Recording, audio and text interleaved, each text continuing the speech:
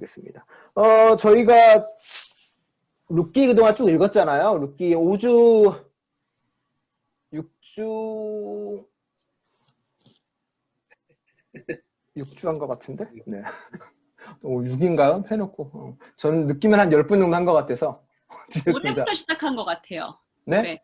아니요, 12월 마지막 주부터 했어요. 네, 네. 왜냐면 오늘 보시면은 아마 그럴 거예요. 네. 5주 5번 했군요. 5번 했나 봅니다. 네.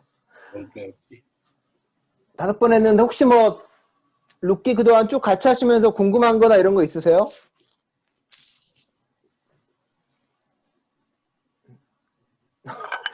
그동안 배웠던 것도 기억도 안 난다는 건가요, 혹시? 그러면은, 다시 기억을 되새기도 잠깐만, 그러면은, 돼요? 사진 누가 찍은 것 같은데. 그러게요. 옛날 거 한번 쭉 보면은 기억나. 이게 첫째 주 했던 거예요. 사사기 역사를 보여주면서요. 룻 이야기를 통해서 고통스러운 시대 평범한 사람들의 인생을 통한 불행의 극복, 그리고 하나님의 진정한 계시의 자리를 보여줍니다. 부조리한 인생, 모순투성의 현실이지만 좋은 날이 오기를 기다리며 억척스럽게 살아가는 롯의 삶이 하나님이 거하시는 장소입니다. 라고 했고요. 그리고 하나님의 해녀는 드러나지 않고 감춰져 있지만 일상 속에서 롯이 행동하고 결단하는 것 통해 하나님의 계시가 이루어진다라고 말씀을 드린 적이 있고요. 그리고 헤쳐나갈 힘과 용기를 주는 분이다 라고 했습니다. 그 다음 주에는 이제 나오미의 아픔에 대해서 이야기를 했고요. 나오미는 결국은 이제 자신의 믿음을 포기하지 않고 이방 땅에서 하나님 땅으로 돌아갈 것 스스로 결단하는 삶, 홀로 돌아가겠다고 결단하는 삶 속에서 이제 여성 간의 연대에 대해서 말씀을 드렸죠. 롯과 나오미의 연대와 사랑이 이루어졌고, 그래서 비로소 그곳에서 서로가 위로하고 붙잡는 것 속에 새로운 희망이 있을 것이다 라고 이야기를 했네요. 그 다음은 이제 나오미를 선택하고 우리됨의 길 했고요. 네. 그리고 새로운 하나님에 대한 고백을 하게 되는 거죠. 그러니까 승리하는 하나님이 아니라 돌봄과 이해, 공감과 회복의 하나님에 대한 이야기를 했고요. 그 다음에 낯선 이웃과의 만남, 환대와 은혜를 베푸시는 하나님에 대한 고백을 말씀을 드렸습니다. 그리고 이제 서로에게 헤세드가 되는 삶에 대해서도 이야기를 했고요. 네. 보아스가 이제 그 호의에 응답하는 삶에 대한 이야기도 했네요. 헤세드 이야기, 이스라엘 구원 회복, 네, 고엘 이야기를 지난주에 또 했고요. 그랬네요. 네. 자, 근데 읽기에는 뭐 룻 이야기 읽으면서 이거 정말 안 어울려 이런 거는 별로 없으셨나요? 뭐 이런 거 나오미가 돌아가잖아요. 나오미가 돌아가면서 룻과 동행했던 거가 끝까지 보냈어야 하지 않나라는 생각이 드는 분도 있을 것이고, 근데 나오미는 돌아가서 나오미가 일한 이야기가 별로 없어요. 룻이 일을 해서 나오미를 먹여 살리거든요. 근데 우리 시선에서는 고개를 끄덕끄덕 할 수 있겠지만 뭐 이런 경우죠.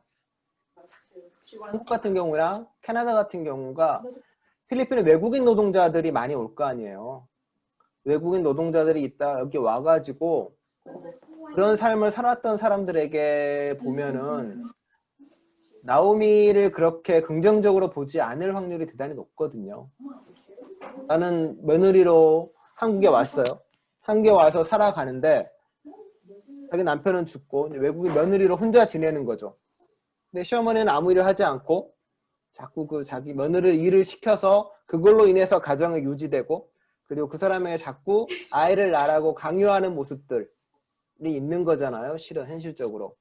그런 것들을 투영돼서 나오미와 룻의 관계를 보게 되면 룻기는 어떻게 보면은 약간 여전히 민족주의적 시각이 있고 가부장적 시각이 있는 걸로 많이 보여지게 되는 거죠. 그런 한계는 명확하고요. 그리고 나오미나 룻이 보여주는 것도 어떻게 보면은 아이를 낳아야 된다는 게 늘 깔려 있잖아요. 그래도 물론 그 당시에 시대적 한계는 있지만 어떻게든 아이를 낳아서 이 전통을 이어가자는 게 그 안에 깔려 있거든요. 그 한계도 분명히 있고요. 이건 또 어떻게 비교해 보면은 예전에 한번 제가 설교한 것이 있는데 슬로브아스의 딸이라고 있어요.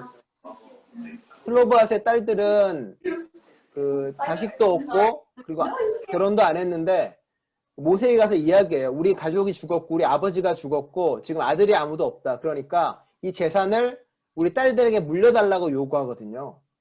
그러니까 슬로보아스의 딸들 같은 경우는 정말로 그 재산권을 당당히 요구해서 받아낸 사례가 있는 거죠. 근데 뭐 루카 나오미는 이제 그렇게 재산을 받는 게 아니라 어쩌면 이제 가부장적 사회 속에서 그 전통을 그대로 이어가는 방식으로 해서 그 재산권을 가져오는 방식이 돼가는 것들, 그런 것들이 어쩌면 좀 한계도 분명하는 것처럼 보여지고요. 보아스 같은 경우도 그렇게 볼 수도 있어요. 보아스는 되게 약간 나이 든 사람인 것처럼 보여져요. 그러니까 젊은 여성 룻이 유혹해서 넘어가는 것처럼 보여주는 것도 좀 보여지고요. 저 뒤에 가보면은 결국 이제 잘 보시면은 4장에서는 룻의 목소리가 아예 없어요. 사실. 그러니까 보아스에게 무언가를 요구할 때는 룻의 목소리가 나와요. 모함 여성이자 외국인 나오는데 4장에서는 그 룻의 목소리가 아예 사라져버려요. 아무것도 안 나와요. 그러니까 룻이 그 결혼에 대해서 어떻게 생각을 하는 건지도 안 나오고요. 룻이 보아스에 대해서 어떻게 생각하는지도 안 나오고요. 그리고 뭐 사실은 그 이후에 결혼 생활에 대한 이야기도 나오지 않죠. 과연 외국인 노동자로서의 그 여성의 삶이 어땠는가에 대한 것도 별로 그렇게 잘 언급되지는 않아요. 그런 거에 대해서는 여러모로 생각할 여지를 던져주긴 하는 거죠. 물론 그게 어떻게 보면은 과대한 해석일 수도 있고요. 조금은 그 저자의 의도를 넘어서는 해석일 수도 있긴 하지만 사실은 그런 해석들이 우리로 하여금 또 다른 것을 생각하게 만들고 또 다른 길을 우리에게도 보여줄 수 있지 않을까라고 생각이 들어서 한번 좀 삐딱하게 보는 것도 괜찮지 않을까라는 생각이 들어요. 현실적으로는. 네. 질문이 아무도 없네. 자, 가지고 온라인에서 그런 건가요? 아니면은? 네. 질문은 아니고요. 근데 저는 사실 그렇게 좀 영 목사님 말씀하셨던 대로 그렇게 해석하는 방법에 대해서 별로 그렇게 좋아하진 않아요.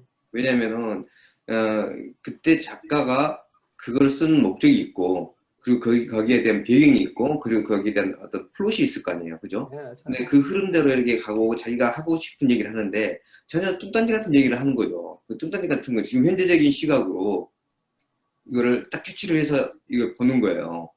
그래서 그걸 갖다가 그 현대의 기준으로 난도질을 하는 거죠. 그러니까 오늘 아침에도 제가 책을 보다가 보니까 매미 얘기가 나오더라고요. 매미가 17년을 산대요. 17년을 많이 살면. 그래서 매미가 17년 사는데 17년 동안의 대부분은 군뱅이로 사는 거죠. 그리고 맨 마지막에 매미로 나와요. 근데 사람들은 그거를 군뱅이를 안 부르고 매미라고 부르는 거예요. 잠깐 보는 그것 때문에 이 매미라고, 군뱅이를 매미라고 부르는 거죠. 그러면 17년에 그 사람은 전부 다 부정을 하는 거잖아요. 저 앞으로 군뱅이로 부르자. 내 생각에는 잘못된 방식인 것 같아요. 우리가 모르니까 1년에 살면 전부 다 그냥 이거는 인밸리드 시키고 그냥 매미야, 넌 매미야, 매미인데 군뱅이를 그렇게 사실 얼마나 답답하겠어. 아니죠. 군뱅이 사는 게 그게 맞는 건데 어쩌면 우리가 그런 다른 우리만의 시각으로 그렇게 보는 게 좀 약간의 위험이 있지 않은가 그런 생각이 들어요. 그런 걸 보는 것 같아요. 그러니까 작품의 한계라기보다는 그 당시 작가의 한계를 이야기하고 싶은 것 같아요. 그 수사비평의 특징은 그러니까 이 작품이 의도한 바가 있고 원하는 바가 있고 목적한 바가 있는 건 맞는데 그 어떤 작가의 시대적 한계가 존재한다. 그리고 그 한계는 이제 우리가 딛고 넘어서야 될 것이다 라고 보는 것 같아요. 뭐 그게 이제 요전에 문학 작품을 볼 때 그렇잖아요. 뭐 태백산맥이나 이런 훌륭한 작품들이 있지만 그 사람들이 그 이야기 속에서 하고자 하는 것도 있긴 한데 그 작가가 가지고 있는 어떤 시대적 한계가 있고 그 한계가 이제는 넘어서서야 새로운 장르로 나아갈 수 있는 길에 대한 꿈을 보여줄 수 있는 거잖아요. 그 안에는 뭐 이런 거죠. 우리 블랙스토리 되니까 톰 아저씨의 오두막집은 보신 분? 엉클 톰스 캐빈. 네, 죄송합니다. 톰 아저씨의 오두막집을 보면 거기에 이제 그 톰 아저씨가 흑인으로 나와요. 흑인인데 이분이 저항하고 부딪힌 흑인이 아니라 되게 희생하고 참고 이러면 너무 선한 흑인으로 나오는 거예요. 근데 그런 것들이 아마 그 당시에 바라봤던 어떤 신앙적인 모습들, 그 당시에 어떤 흑인의 희생적인 모습들을 거기다 투영시킨 거거든요. 그 작가가 보여줄 수는 있긴 하지만 사실은 그게 어떻게 보면 그 시대적 한계고 작가적 한계라는 걸 드러내는 작품인데, 넘어서서 그 다음에 흑인 문학들은 이제 저항하고 부딪히는 문학이 나오기 시작하거든요. 그러니까 작가의 한계, 시대적 한계를 봄으로써 그 다음 단계를 더 바라볼 수 있는 게 되지 않을까라는 거예요. 그러니까 루시 가지고 있는 시대적 한계를 넘어서서 이제 그 다음의 문학들은 좀 다르게, 아까 루시 그 요배 문학이 가지고 있는 어떤 은혜나 고엘이나 축복의 한계를 넘어서서 루키가 등장을 하고, 사사기의 한계를 넘어서서 루키가 등장을 한 것처럼 루키의 어떤 또 한계를 넘어서서 또 다른 신앙을 꿈꿀 수 있지 않을까라는 거예요, 우리가. 그래서 이제 그렇게 이야기를 많이 하는 거죠. 저도 그 어떤 텍스트가 가지는 그 어떤 시대적 한계가, 그거가 그러니까 보이기 때문에 어쩔 수 없는 것 같아요. 그러니까 오 집사님 말씀하신 것처럼 사실 그 텍스트가 원래 이야기 쓰여지니까 어떤 뭘 이야기하기 위해 쓰여졌는지에 그걸 어떻게 보면 그 핵심이나 정수를 보는 게 물론 중요하지만, 사실 예전에 보이지 않던 게 보이기도 하잖아요. 뭔가를 읽다 보면 계속 이렇게 뭐 성서이건 뭐건 이거를 또 예전에 읽었을 때 아니면 지금 읽을 때 보면은 또 어떤 내가 이전에 보지 못했던 어떤 한계라던가 그런 것들이 뭐 들어오기도 하고, 그 부분이 뭐 그걸 동시에 보는 건 저는 되게 중요한 것 같아요. 저는 뭐 사실 다음 주 월든 보면서 예전에 한번 읽었었는데 예전엔 되게 좋게 봤거든요.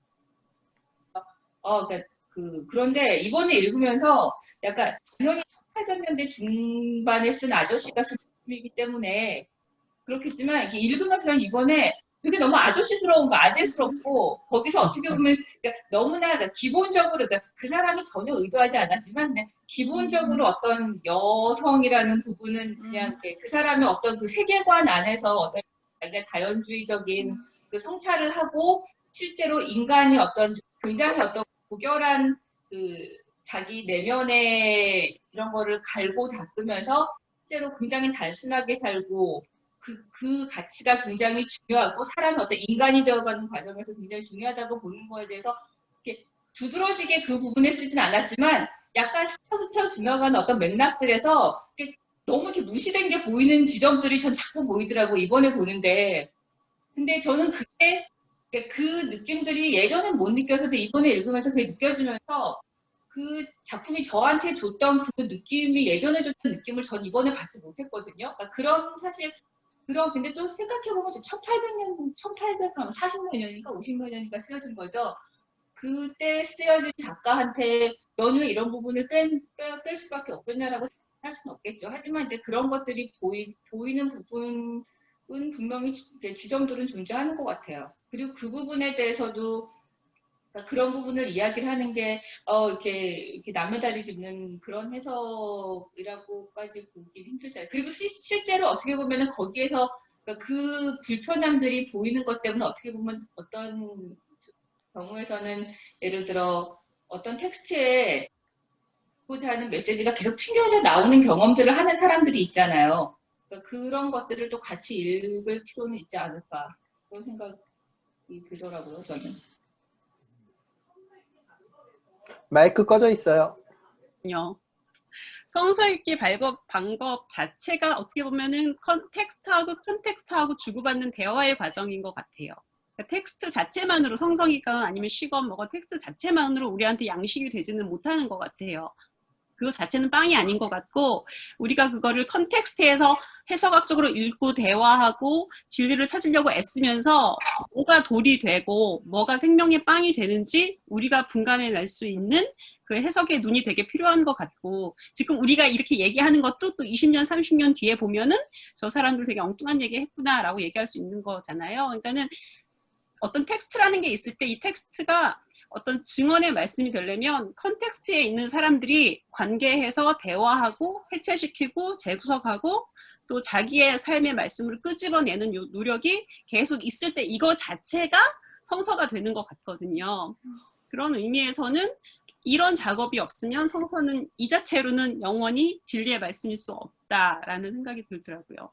그런 측면에서 보면 구약은 굉장한 많은 그 돌과 같은 짱돌의 요소들도 굉장히 많지만 우리가 또 잘 읽으면 생명의 양식이 되는 부분들도 굉장히 많은 것 같아서 또 그런 면에서 또 다이내믹하고 재미있겠다 또 이런 생각이 들더라고요. 저도 구약에 대해서 많은 부분이 동의가 안 되는 것도 사실이지만 그렇죠. 이제 목사가 가지고 있는 문제점, 위험 요소는 뭐냐면은 성서를 일단 자꾸 좋은 쪽으로 보려는 버릇이나 습성이 있어요. 어떻게든 그 안에서 좋은 걸 끄집어내야지, 어떤 걸 그 안에서 의미 있는 걸 끄집어내야지라는 어떤 강박관념 같은 게 실은 있거든요. 그러다 보니까 그걸 이제 최대한 비껴내서 살아있는 말씀으로 한다는 의미는 이야기했지만 좋든 안 좋든 끊임없이 대화를 하게 하는 것. 그래서 아마 성서를 살아있는 말씀이라고 이야기하고 살아있는 말씀화시킬 수 있는 것 같아요. 그렇게 안 하면은 정말로 이렇게 죽어있는 이야기밖에 안 되는 것 같죠. 루시로 이야기해보면 루스를 그때 보면은 고개를 갸웃대야 되는 분이 뭐냐면 분명히 오벳은 루시 나왔잖아요. 그러니까 마을 사람들이 루스에게 와 축하합니다라고 이야기를 해야 되는데 루스에게 축하하는 게 아니라 나오미를 축하해줘요. 물론 이제 나오미가 겪었던 아픔이나 슬픔을 아니까라고 이야기하지만 정작 그 동네 사람들이 친한 건 루시 아니라 나오미인 거잖아요. 결국에는. 루스에게 축하해요. 당신의 아들이에요 라고 이야기하는 게 아니라 나오미한테 가가지고 와 좋은 며느리 얻으셨으니까 축하해요. 7 아들보다 훨씬 낫네. 뭐 이런 식으로 축하를 한단 말이에요. 그게 어떻게 보면은 불편하죠. 여러 가지로. 그걸 이제 불편하면 그대로 받아들이는 게 일단은 맞는 거고 그래도 결국은 그게 그 당시 작가의 한계, 그 당시 사람들의 한계를 보면서 우리가 반면교사하는 거죠. 야 이거는 이렇게 하지 말아야겠다라고 하는 것들이 좀 있는 것 같아요. 그 정세랑 소설 중에 피프티 피플이라는 소설이 있는데 거기에 미래에 그 지렁이 때문에 세계가 망해요. 거대 지렁이가 나와요. 거대 지렁이가 우주에서 와서 세계를 다 이렇게 멸망시켜요. 그러니까 플라스틱 다 먹어서 그 유기농 똥으로 만들어내는 거대 지렁인데 어찌됐든 근데 그 사람들이 이제 미래에 살면서 과거에 우리의 유물들을 찾아내면서 봐요. 영화를 보고 그러면서 되게 영화를 못 보고 책을 못 보는 이유 중에 하나가 뭐냐면 야, 이 시대 사람들은 사람들끼리 모여서 고기를 먹었대. 야, 이 시대 사람들은 서로가 서로에게 삼겹살을 고주며 동물을 먹었대. 그거를 넘어서지 못해서 20세기의 문물들이나 책을 못 봐요. 거기 시대 사람들은. 너무 힘들어가지고 그게. 어떻게 이렇게 동물들의 아픔에 묵아갈 수가 있지? 야, 물고기를 가둬서 길렀대. 라는 거에 너무 가슴 아파서 넘어가지 못한다는 거예요. 그러니까 마찬가지겠죠? 그 시대 사람들은 그게 너무 크기 때문에 다른 거는 튕겨져 나오는 거예요. 그러니까 저희도 아마 어떤 부분은 성경의 어떤 부분들을 말 그대로 튕겨져 나와서 받아들이지 못하는 부분도 있을 수밖에 없는 거겠죠. 이주 노동자가 보기에 루스의 이야기는 정말 야, 왜 우리 루스의 차별은 왜 이야기 하나도 안 해? 루시 겪었던 아픔들은 왜 나오지 않지? 혹은 하나님이 그래도 루스를 함께 해줬다는 걸 그 안에서 이제 발견하기도 하는 거겠죠. 각자 다르게 보는 거죠. 우리가 보이지 않는 것들이. 우리는 이민자의 삶을 이민자로서 볼 수 있겠지만 한국에 있는 분들은 이민자로서의 어떤 아픔으로 루스를 잊기는 힘들겠죠. 그런 것 같은 것 같아요. 근데 그 제가 이제 말씀드리고자 하는 거는 이제 그런 거거든요. 그러니까 예를 들어 아까 좀 전에 예를 드셨던 것처럼 그 축하 인사를 나오미한테 한단 말이죠. 그걸 가지고 불편해한다. 라는 것 자체가 저는 좀 이해가 안 되는 거예요. 잘 모르겠지만 근데 이럴 수가 있잖아요. 그쪽의 전통이 그렇게 그 할머니한테 하는 거였다. 라고 한다면은 지금 방금 얘기해서 그걸 불편함을 느끼는 게 자체가 어색할 수 있다는 거죠. 네, 안 되는 거예요. 그러니까 이주 노동자, 지금의 이주 노동자와 그러면 나오미와 루스의 그때 당시에 그거를 우리가 동등하게 컴페어를 해서 볼 수 있냐 이거죠. 그렇지 않다는 거죠. 그때 시대적 상황과 예를 들어 뭐 아랍권과 뭐 이런 게 다 다르잖아요. 그죠? 뭐 심지어 뭐 지금 요즘에 보는 드라마가 뭐 저기 하우스 오브 카드 뭐 그걸 보고 있거든요. 근데 거기서 굉장히 충격적인 뭐 그런 것들이 많이 나와요. 그러면은 이런 걸 보고 내가 얘네들은 정말 야만인 같아라든가 혹은 뭐 완전히 뭐 이거 아니야 이러면 내가 스토리를 따라갈 수가 없는 거죠. 전혀. 근데 그런 것들을 계속해서 그 마인드를 해두고 있다. 그러면 안 보면 되는 거예요, 그냥. 그렇잖아요.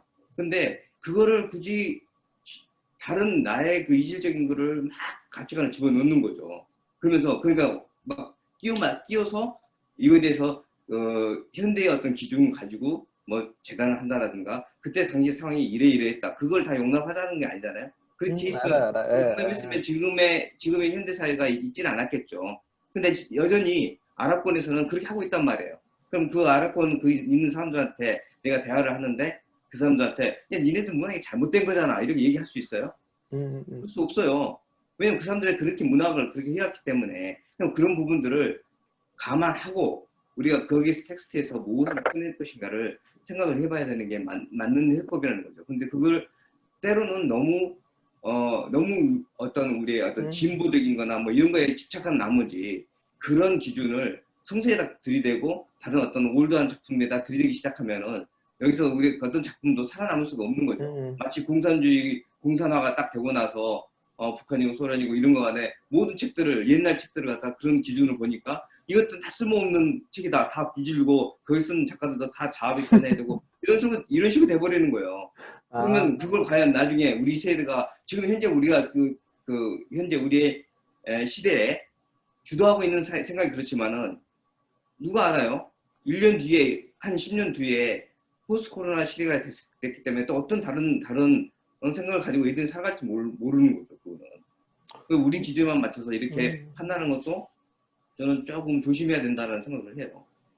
다 공존하는 것 같아요. 그러니까 다양한 해석 방법이 공존을 하고요. 실제로 지금도 많은 논란이 많이 되잖아요.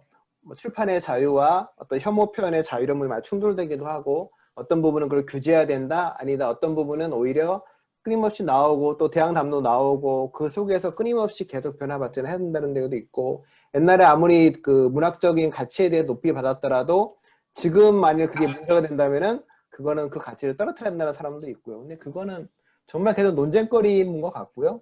성경에 있어서도 그 말은 계속 나와요. 그래서 급진적인 신학자는 정말 말 그대로 메르주리드 같은 경우는 성경을 포기하죠.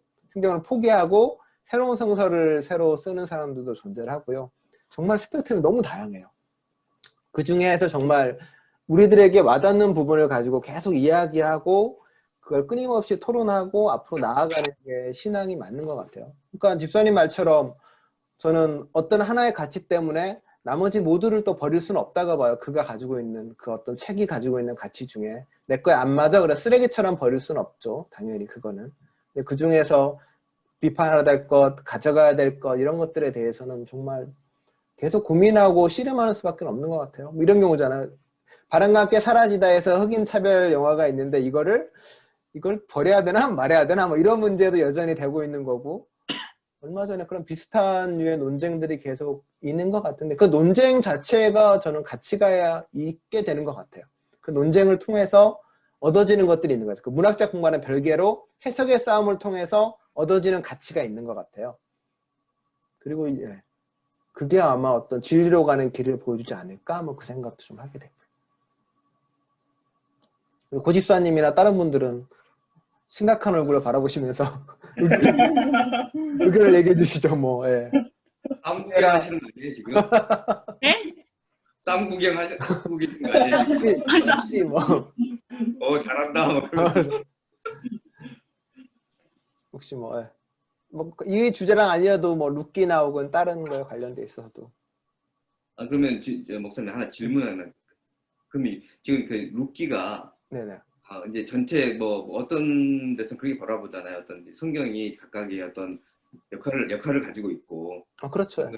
뭔가 이제 뭔가 예시를 한다거나 뭔가 이렇게 이제 뭐라고 해야 되나요? 뭐 정말을 표적을 나타낸다거나 하나 표징이 된다거나 뭐 네네. 이런 관점 가지고 있잖아요. 그러면은 실제로 성서가 66권을 이렇게 묶이고 지금 현재 우리가 가지고 있는 게 66권으로 묶인 성경이잖아요.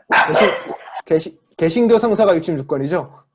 근데 룻기가 가지고 있는 그런 위상이라고 할까? 그건 어떤 거라고 보시는 거예요? 저번에 설교할 때 한번 말씀드렸지만 유대인들 같은 입장에서는 각 절기마다 읽는 성서가 있고요. 그 중에 룻기가 이제 맥추절 때 읽는 거거든요.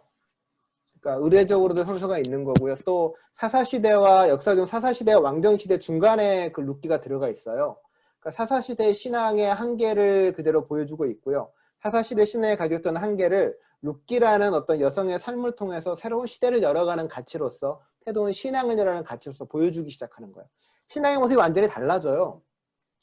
사사시대는 아까 왕으로서의 하나님을 모시면서 그 왕을 힘을 등에 업고 기세등등하고 오만하게 삶을 산 그 하나님을 왕이라고 이야기했지만 정작 자신이 왕이 되려고 하나님을 이용했던 신앙시대의 삶을 얘기했다면은 룻에 들어와서는 이제 어떤 그 신앙으로부터 넘어서기 시작을 하는 거죠. 오벳으로 표현되는 종의 삶, 낮은 자의 삶, 그리고 순종과 순명의 삶의 신앙에 등장을 하기 시작하는 거예요. 그러니까 하나님 신앙 완전히 바뀌어요. 정확히 얘기하면은 왕으로서의 하나님 신앙은 그 당시 이방 신하고 별반 다를 바가 없어요. 모압의 신이나 이런 신들도 경쟁하고 이기고 승리하는 신앙이었거든요.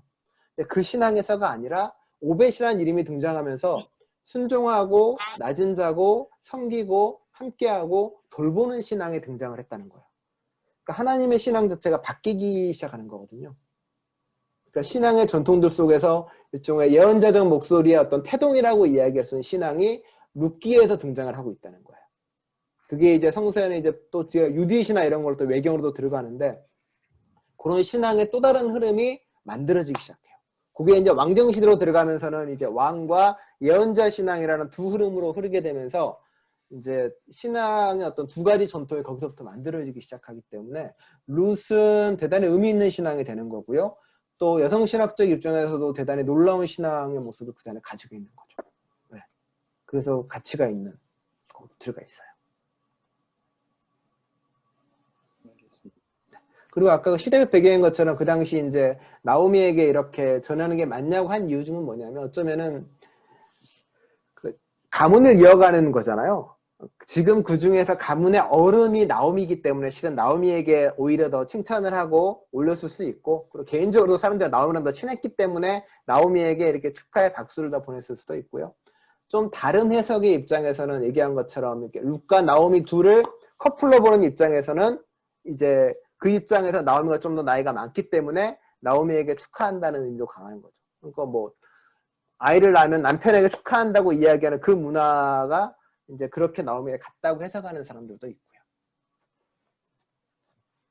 혹시 그 뭐 이게 지금 결국 이제 다윗의 이 조상 얘기를 한 거잖아요. 이게. 네. 그런 측면에서 어떤 해석을 한 거죠. 있죠. 그때 말씀드린 것처럼 이게 쓰여진 시기 중에 하나가 뭐냐면은 그 포로기 때 돌아와서 쓴 시에 포로기 때 에레미야 때 어떤 정책을 폈냐면 야훼 신앙의 순수성을 지키기 위해서 너희가 만일 다른 종교를 믿는 사람과 결혼했다면 당장 이혼을 해라는 칙령이 선포가 돼요. 그러니까 그 당시에 그때 룻기가 쓰여져요. 아니다라고 반항하는 저항 문학으로 쓰여지기 시작을 한 거예요. 야, 너희가 신앙의 순수성을 이야기하지만 너희가 혈통의 순수성을 이야기하지만 사실은 너희가 그렇게 좋아하는 다윗 왕조의 조상이 이방인이고 그 뒤로 올라가면은 그 성매매 노동자도 있고 그 위로 올라가면은 시아버지와 같이 관계를 맺었던 이방 여인도 있어라고 이야기를 해버리는 거예요. 너희가 생각하는 신앙의 순수성, 너희가 생각하는 민족의 순수성은 없는 거야 라고요. 너희가 좋아하는 다윗 왕가도 사실은 순수한 게 아니라 이방 민족과 이방 신앙이 합친 거야 라고 대놓고 이야기하는 거죠. 우리나라도 마찬가지죠. 반만년의 역사를 가진 어떤 한민족이라는 거는 불화야, 순 거짓말이야. 그런 게 어딨어. 너희는 따져보면 다 모든 혈통이 섞여 있는 거고 순수하다는 거는 완전히 거짓말이야 라고 이야기하는 거예요. 그런 의미에서의 가치가 있는 거죠. 그 안에. 룻은. 저는 이게 제일 마음에 드네요. 이걸 할게요. 이거는 별거 아닌 것 같잖아요. 그런데 어쨌든 계보에 다말과 라합이 들어갔다는 거는 이걸로 은혜 받는 사람 너무 많아요.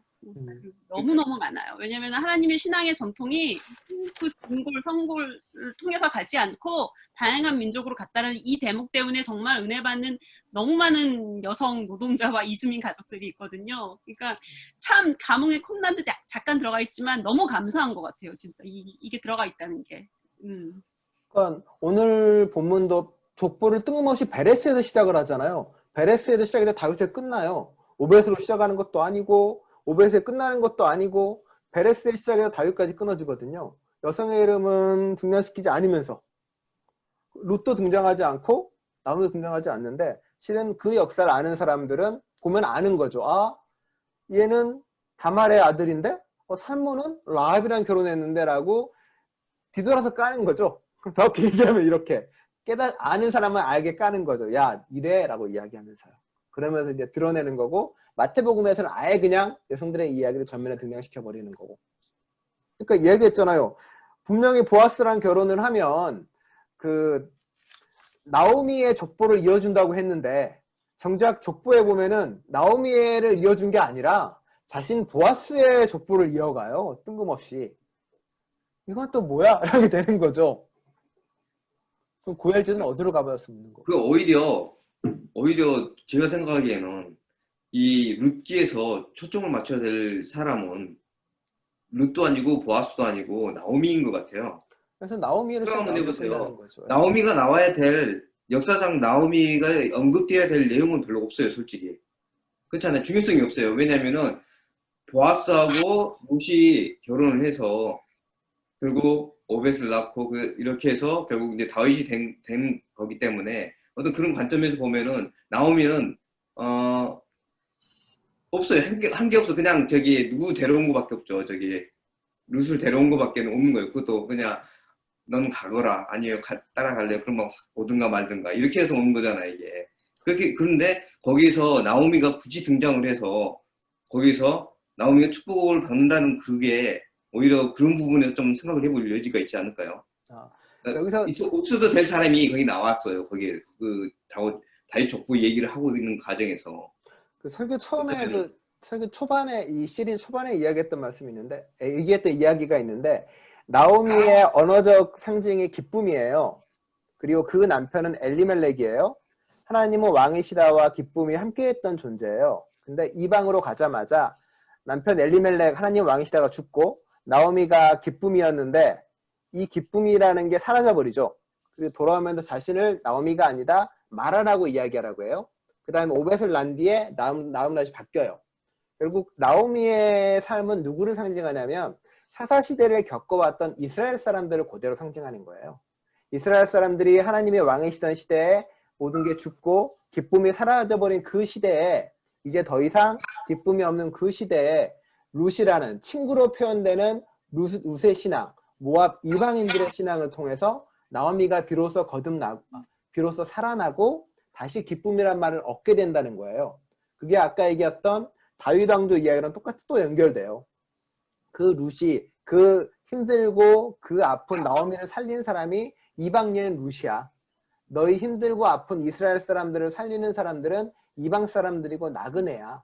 그 사람이 나오미를 살린 것처럼 지금 이 시기에 너를 살리고 일으킬 사람들은 이스라엘 사람들끼리가 아니라 낯선 이방인, 진짜 친구라는 룻, 그 사람이 살릴 거야 라고 이야기해 주는 거죠. 그래서 나오미는 그 변화를 통해서 이스라엘 사람들, 지금 고통 겪고 있는 사람들이 일어날 수 있는 회복과 희망을 이렇게 보여주고 싶은 역할, 그게 나오미의 역할이야. 그러니까 이스라엘 사람들이 아마 자기 자신을 가장 투영할 존재는 바로 울서 얘기한 것처럼 나오미인 거예요. 나오미의 나를 가장 투영하고 가장 많이 늘 거예요. 고통받고 있는 사람은. 네. 그리고 이것은 아까 얘기했던 것처럼 욥기랑 대비된다고 그때 말씀드렸죠. 욥은 그냥 제자리에 앉아서 죽겠구나라고 이야기하고 욥의 친구들은 옆에 앉아서 너 야 잘못했네 라고 손가락질 하지만 나오미는 가만히 앉아있지 않고 뛰쳐나오고 친구라고 칭해주는 룻도 손가락질하는 게 아니라 먹고 살 길을 해결해주고 이런 식으로 이제 욥의 한계를 벗어나서 또 다른 방식의 삶을 이야기하는 여성들의 어떤 삶을 보여주는 것, 이런 것들의 가치가 나오미가 룻이 또 가지고 있는 힘이죠. 여성연대가 가지고 있는. 네, 그렇습니다. 잘했습니다. 자, 그럼 저기 포도송이 스티커라도 주세요, 빨리요. 포도송이 스티커 10장 모으면은 뭐 뭘 준다는가. 네, 야, 저분, 네. 다른 분들 좀 얘기 좀 해주세요. 우리 고집사님이나 김지현 집사님이나 고문 집사님이나, 네. 네, 잘 들었습니다. 그럼 여기도 포도성을 주시는 건가요, 그러면?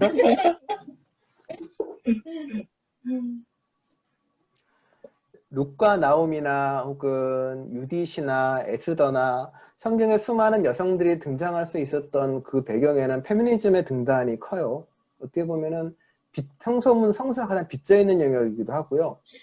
성서가 어떤 여성들의 피해자성에 집중하는 것을 집중도 하고 동시에 이제 그들이 가지고 있는 힘을 드러내준 거거든요. 그러니까 저의 입장에서는 대단히 구원의 길을 성서가 보여주는 것을 또다시 나에게 알려주는 역할이 페미니즘이고 성서의 또 다른 면을 보여주는 놀라운 역할을 하기도 하거든요. 그건 이제 페미니즘뿐만이 아니라 장애인 신학이나 흑인 신학이나 아시안 신학, 필리핀 신학 같은 경우가 우리가 경험하지 못했던 하나님을 경험하게 해주는다는 것에 저는 놀라운 가치를 주는 것 같아요. 신앙의 입장에서는. 그래서 이렇게 좋더라고요. 좋다라고요. 김 목사님이 전공이기 때문에 뭐 그렇긴 하지만. 네. 그래서 여러분도 그런 거 좀 다른 어떤 새로운 것들이, 새로운 사상들이 성경을 정말 다르게 보게 해줘요. 그래서 더 좋더라고요. 다 새로운 거 배우면 다 그래요. 한의학을 배우잖아요. 명리학이나 주역을 잠깐 보는데 성성을 새롭게 보게 해줘요. 주역으로 푸는 성서 이런 거 있을 수도 있긴 하겠지만 저는 그런 것들이 다 좋은 것 같아요. 네. 또 네. 그 루키의 해석이 예를 들면 유대교 랍비의 해석이나 아니면 중세 시대 때 교부들이 해석을 했던 거나 아니면 그 종교 개혁을 했던 루터나 존 칼빈이 했던 거랑 아니면 요즘 신학자들이 하는 그 해석이랑 이런 어떤 큰 차이가 좀 있나요? 아니면 일관적으로 우리가 좀 비슷하다고 봐야 되나요? 좀 달라요. 그러니까 정확히 랍비 같은 경우 해석하는 방식은 그 사람들은 이름에 초점을 많이 맞추는 경향이 있어요. 이름과 숫자에. 아까 했던 것처럼 나오미가 가지고 있는 기쁨이나 이런 거 있잖아요. 그런 것들이 가지고 있는 상징성을 많이 드러내면서 이야기하기도 하고요. 또 이런 거 있죠. 오늘 지난주에 보면은 보아스가 룻한테 보리를 이렇게 6대를 줘요. 6번 줘요. 근데 그게 6번이 불완전 숫자거든요.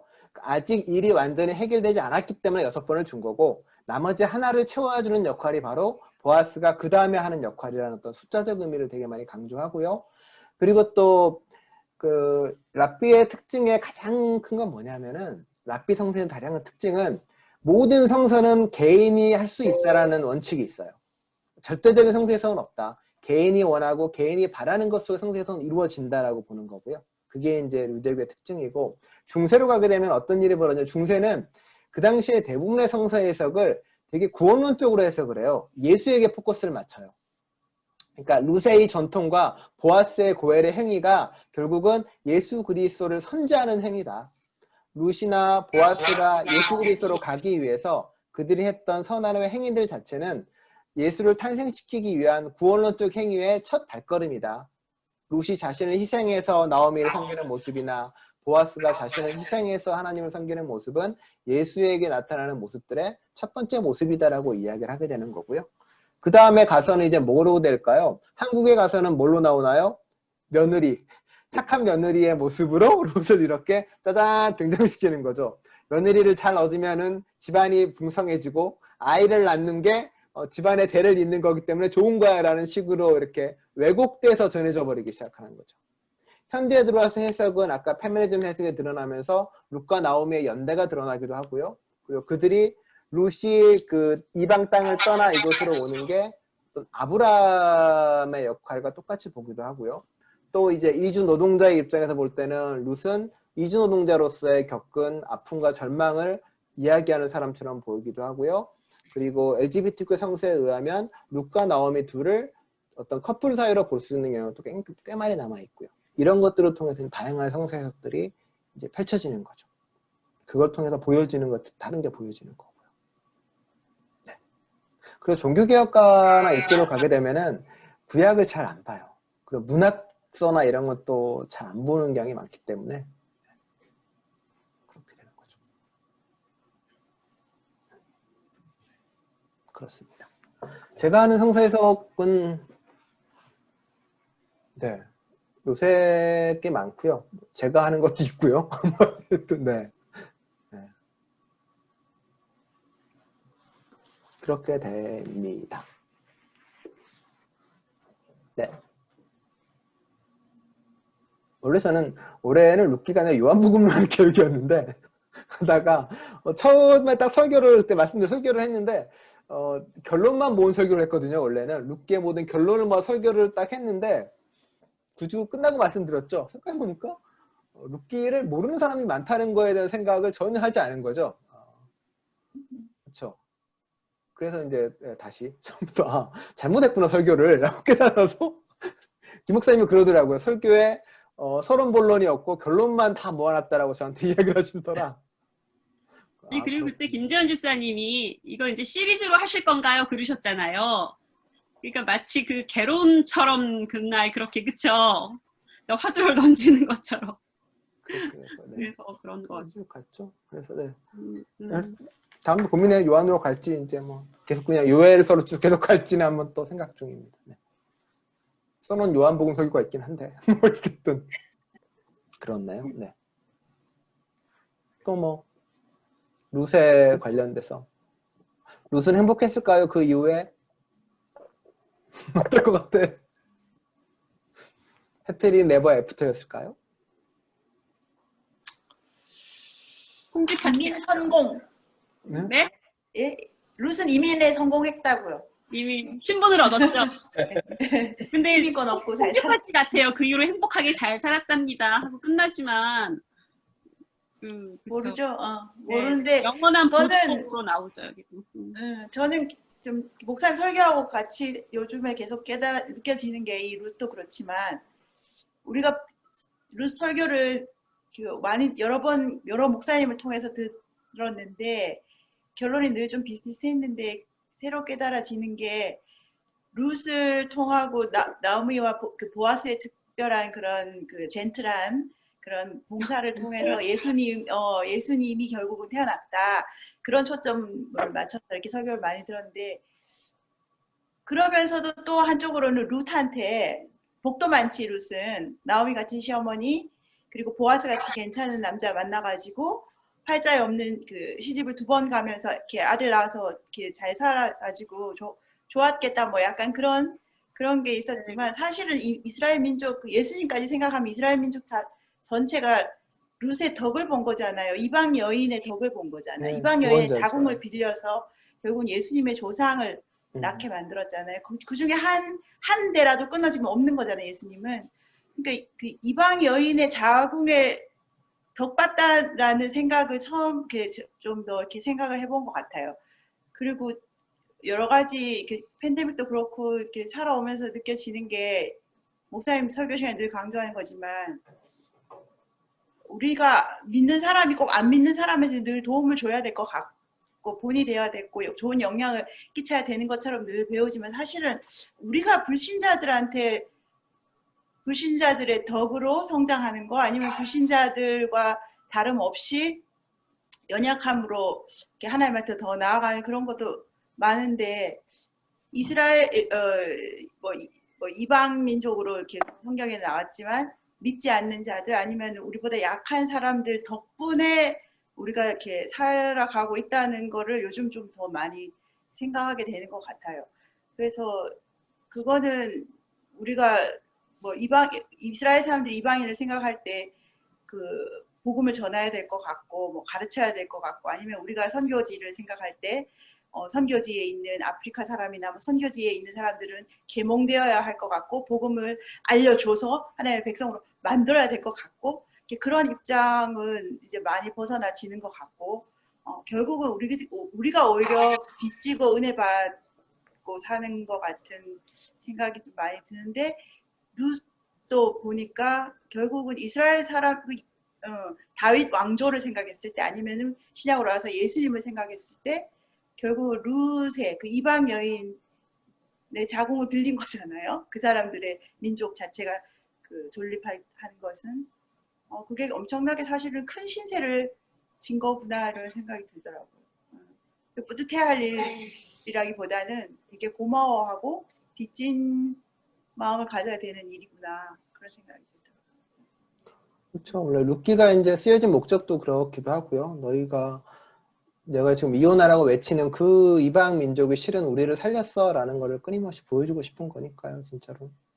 근데 그 생각을 참 많이 이 루키를 읽으면서 들었던 것 중에 저는 이제 여기에는 필리핀 이주노동자들이 많아요, 여성들이. 그리고 그 여성들 중에 일부는 정말로 백인 할아버지랑 결혼해가지고 오신 분들도 있는 거예요. 한국도 마찬가지죠. 한국의 시골에서 이렇게 오신 동남아에서 결혼해서 온 사람도 있는 거 아니에요? 실제로 거의 뭐 말은 완전 결혼이지만 말이 결혼이지 돈 주고 사온 식으로 한 거니까 거의 사람을. 그러니까 여러 가지 생각이 드는 거죠. 그 사람들의 눈으로 바라봤을 때 그분들의 시선으로 바라본 루키가 과연 해피엔딩일까라는 생각이 자꾸 드는 거예요. 결국은 어떤 계급적인 어떤 변화나 어떤 인정들이나 어떤 그들의 어떤 생활이 바뀌는 거 없이 그냥 누군가의 문화를 이어줬다는 것으로 어떤 인정을 받는 게 맞을까라는 고개를 갸우뚱하고 되더라고요, 항상. 그들의 입장. 물론 이건 이스라엘 시각이니까 뭐 김일성 말은 당연히 맞고요. 그들의 삶에 목사님 설교 대해서. 준비할 때 제가 그랬거든요. 저는 루키가 이제 그렇게 막 마음이 막 열리는 본문은 네. 아니에요. 그다음에 많은 페미니스트 여성 신학자들이 해석을 했지만 사실 해석을 다 진리의 말씀으로 얻으려고 굉장히 노력하면서 한 해석인데 그게 시원하게 딱 맞아떨어지지 않는 본문 중에 하나예요. 사실은 저한테도. 그러니까 사실 연목사님한테 얘기했지만 사실 루시 시어머니가 너 와라. 너 살 길 없으니까 나랑 같이 가자. 그렇게 얘기를 하고 루시 저는 절대 그렇게 하지 않겠어요. 저는 저 혼자 가겠어요. 하고 가서 뭔가 새로운 삶을 주체적이고 독립적으로 살아서 본인의 생존을 나갔다면 더 아름다웠을 텐데 이런 생각이 저는 드는 거죠. 근데 이제 김전희 선생님 말씀하셨지만 사실은 우리가 어떤 권력 구조 안에서 이 권력 구조 안에서의 서바이벌 이슈인 거잖아요. 이거는 어떤 의미라기보다도 어떻게 그렇게 보면 어느 만큼은 나름대로의 니고시에이션 할 수 있는 라인을 탈 수밖에 없는 거더라고요. 그때 나옴이라는 사람이 있었고 우리가 이 사람을 판단하기 전에 또 보아스라는 그 젠틀한 사람이 있었고 어쨌든 완벽한 아이디어라는 삶을 살면서 생존과 진리를 영위하는 것은 굉장히 어렵겠다라는 생각이 들었어요. 어떠한 일정의 권력 구조 내에서 자기 생존을 위해서 어떻게 보면은 잔인하지만 선택해야 될 때도 있는 거고 그게 또 현실이라는 걸 알려주는 것 같더라고요. 저는 이 루키가 그런 면에서. 그래서 루키가 행복하지 않았을 것 같아요. 그리고 그 얼마나 힘들었겠어요. 그 보아스랑 살면서 내가 정말 이러려고 이렇게 사는 건가 이런 생각도 되게 많이 들었을 텐데 어쨌든 요 정도의 문학 작품을 담아준 것으로 인해서 우리한테 어떻게 보면 생존의 이슈, 이방 여성의 이슈의 어떤 한계를 또 담아주는 것만으로도 의미가 있다라는 생각까지는 좀 갔어요. 이번에. 아브라함 그 종 하갈? 네, 하갈. 하갈도 좀 마찬가지잖아요. 네, 두 번째. 네. 그 먹고 살 능력이 있었으면 들어와서 거기 살았겠어요. 나왔겠지. 네. 아들 데리고 갔겠지. 그럼에도 말씀하신 대로 그럼에도 불구하고 붙잡을 수 있었다라는 뭐 생존을 위해 붙잡을 수 있는 한 라인이 있었다라는 거는 또 그게 현실인 거잖아요. 네. 그래서 안 하고 여기 살 수 없잖아요. 그러니까 그런 양면을 다 보여주고 있는 것 같아요. 맞아요. 그러니까 더 슬프지 않아요? 그러니까 특히 구약에 나오는 여성들의 모습이 대부분 그런 것 같아요. 그 한계 그 안에서 생존한다는 입장에서 최선을 하는 거가 보여지는 것 같아요. 최선 할 수 있는 거 안에서. 네. 그러니까 성서가 되게 아이디어가 그럴 순 없잖아. 아주 로맨틱하게 아름답지 않은데 그래도 성서구나라는 걸 이번에 제가 좀 생각을 했어요. 살아남는 게 되게 중요한 것 같아요. 어떤 의미로 살아남는 거. 하갈도 그렇고 룻도 결국 살아남으려고 그렇게 선택을 하는 거잖아요. 근데 이제 룻한테 알려주고 싶은 거죠. 아까 집사님 얘기를 들으면서 그렇게 고생하셨지만 헛고생이 아니셨어요. 예수님이 그 자금을 통해서 예수님이 나셨어요. 이렇게 하면 좋지만 얼마나 본인이 그러니까 봤을 텐데 아마 그때는 그런 생각 못하고 뼈 빠지게 진짜 뼈 갈아서 살았겠죠. 그때는. 그러니까 도덕적으로 윤리적으로 정말 옳은 삶을 누군가한테 요구할 수도 있다고 봐요. 근데 어떤 때는 정말 바닥에 있는 분들은 도덕적으로 윤리적으로 완벽하게 옳은 삶 이전에 그들의 삶을 유지하기 위해서 억척스럽게 살아가는 삶들이 존재하거든요. 근데 그들의 삶을 부정하거나 또 이렇게 할 수는 없는 거잖아요. 억척스럽게 살아가는 그 삶 자체가 저는 존중받을 만한 삶이라고 봐요. 정말 시장에서 누군가와 드자비질 하러가면서 바가지 씌워가면서 할 수도 있는 거고. 조영남인가? 맞나? 뭐죠? 참기름인가? 뭐 만들 때 이렇게 들기름을 섞는다 그랬나? 정확한 기억은 안 나는데 어쨌든 뭐 이런 거죠. 올가닉 아닌데 올가닉인 걸로 포장해서 아. 팔고 삶을 살아가고 뭐. 조영남 엄마. 네, 맞아요, 맞아요. 가짜로 팔았죠. 그쵸? 네. 참기름 하는데 몰래 이렇게 부어가지고 참기름, 네. 가짜 팔았다. 그런데 그 네. 엄마가 또 너무 신앙이 좋으셔서 이거를 가짜로 섞으면서 쭉 기도하면서. 근데 어려운 문제도 있고 민중교회를 같이 하면서 이제 느끼는 것 중에 민중교회를 간단 말이에요. 근데 그분 중에 정말로 이렇게 성매매 산업에 종사하시는 여성분도 있고 근데 이분에게 이제 당장 그걸 놓고 다른 길을 선택하라고 이야기를 할 수 있는 걸 항상 있는 거예요. 이거 당장 놔버리면 당장 어딘 가서 밥벌이 할 수 있는 무언가가 없단 말이에요. 그게 제일 딜레마였어요. 그 당시 실습 가가지고는 이거를 도대체 뭘 바르고 올바른 삶을 사세요. 그게 아니라 다른 걸 선택하셔야 돼요. 뭐 당신은 뭐 자본주의의 어떤 가부장적 사회에도 착취당하고 있어요. 이런 게 아무 의미가 없는 거예요. 그 손을 놔버리면 당장 지금 굶어 죽게 생긴 사람들이 존재를 하는 거고요. 그게 이제 그 부분만 연결된 것들이 아니라 그 외국인 노동자로 이 땅에 오신 분들도 마찬가지인 거고 부당한 당신의 그 사장하고 싸우세요라고 이야기한다고 하더라도 당장 그분은 거기서 쫓겨나 버리면 비자 끝나 버리면은 고국에 있는 사람들에게 당장 먹고 살 길을 보낼 수 없는 것부터 해가지고 너무 복잡한 현실의 문제들이 있는 거죠. 그럼 그분들에게 했던 말은 일단 억척스럽게라도 생존에 대한 이야기를 할 수밖에 없는 것도 존재를 하고요. 그래서 이제 룩과 나오미가 저는 같이 있었던 이유가 어떻게든 생존을 위해서 싸웠던 그들의 삶이 다말도 마찬가지고 다말도 결국은 시아버지한테 나서서 이렇게 시아버지랑 관계를 맺는 거잖아요. 라합도 마찬가지고 그들의 어떤 억척스러운 삶 자체가 낮은 사람들의 억척스러운 삶 자체가 같이 있다라고 밖에 말할 수 없는 거가 있더라고요. 어쩌면 저 같은 지식인들, 옳고 그름을 먼저 따지는 지식인들이 닿을 수 없는 어떤 영성의 영역이라는 것들이 정말로 예수님을 만났던 낮은 사람들이 경험하는 거가 있는 것 같아요. 그리고 하나님이, 예수님이 그들이 자기다라고 이야기했던 이유는 아까 김재희 선생님이 말한 것처럼 그들을 통해서 우리가 구원받는 게 분명히 있는 거고 저번 독서 모임 때 이야기한 것처럼 그들이 우리를 먹여 살리는 거라고 밖에는 이야기할 수밖에 없는 거가 있더라고요. 그게 저는 이제 룻의 삶이다라고 이제 이야기하는 거죠. 미안한 마음이고 이렇게 되게 죄송한 마음으로 하는 이야기인 거죠. 룻에게는 정말 미안하죠. 예. 룻을 통해서 연명하는 삶인 거고 부자들의 삶, 우리의 삶은 어떻게 보면은 제3세계나 그런 사람들의 아픔이나 고통을 통해 연명하는 삶을 살아간다는 느낌도 많이 받는 거고요. 그 스님들이 그래서 이렇게 오랫동안 곡기를 끊고 스스로 이렇게 마지막에 열반에 드는 것도 그런 비슷한 이유인 것 같다는 거 들기도 하고 뭐 여러 가지가 들더라고요. 이렇게 하면서 네 그렇습니다. 그 룻기 오늘 이제 들으면서 이제 생각한 게 룻기를 시간이 많이 흘렀지만 잠깐만 이야기하면 룻기를 나오미 버전으로 그 영화처럼 삶을 회상하면서 그 나레이션을 풀어 나가는 방법도 있고 또 룻이 이제 죽기 전에 자기의 삶을 한번 또 되돌아보면서 뒤돌아보니까 시어머니 따라서 뭐 남편 여의고 왔는데 인생이 어떻게 흘러갔네 이렇게 할 수도 있고 또 보아스 버전으로 해서 어느 날 갑자기 인생이 이렇게 풀렸네 이렇게 이야기를 하면 전부 다 이게 들어가는 뷰 포인트가 달라질 것 같은데 아직도 근데 그 시점에서는 이 다윗이 아직 등장하지 않았기 때문에 이 룻기에서 이야기하고자 하는 어떤 그런 그 키스토리를 잘 모를 것 같아요. 그래서 그런 세 분의 예를 들면 스토리가 있다 그러면 어쩌면 그 인생의 그 신비라는 것은 우리가 다 알 수 없다. 좀 죽기 전에는 좀 미스테리하고 다 알 수 없는 게 또 인생의 또 네. 그런 게 아닌가 싶기도 하고 네.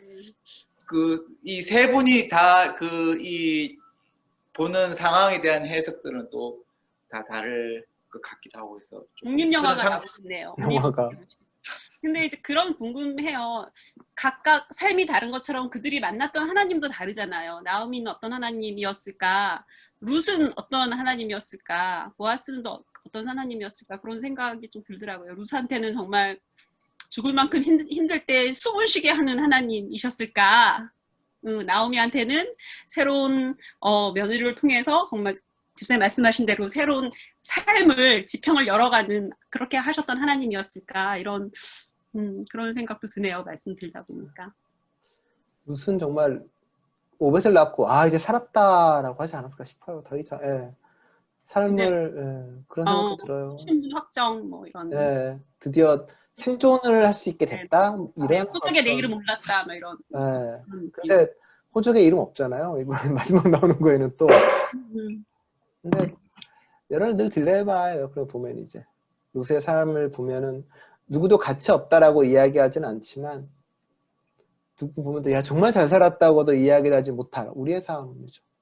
그래서 외할머니 종종 이야기하잖아요. 외할머니 정말 뭐 일제시대 보내고 아들 못 낳는다고 외할아버지가 또 다른 아내를 구해서 아이를 낳고 한글도 못하시고 쭉 사셨단 말이에요. 정말 말 그대로 전형적인 어떤 한국의 여성으로서 살아오시고 그 삶을 이제 윤리적인 잣대로 재면 뭐 저항하지 못했고 싸우지 못했고 뭐 이렇게 이야기할 수는 있겠지만 그 삶의 가치가 없었다라고는 누구도 이야기하진 않잖아요. 그 자수인데 그 삶만으로도 아름다웠다라고 이야기할 수밖에 없는 것도 이런 것도 존재를 하잖아요. 근데 또 그렇다고 해서 100% 아름다웠다고 판단하기 좀 애매하고 어려운 것들이 많아요. 교회 내에서도 그렇잖아요.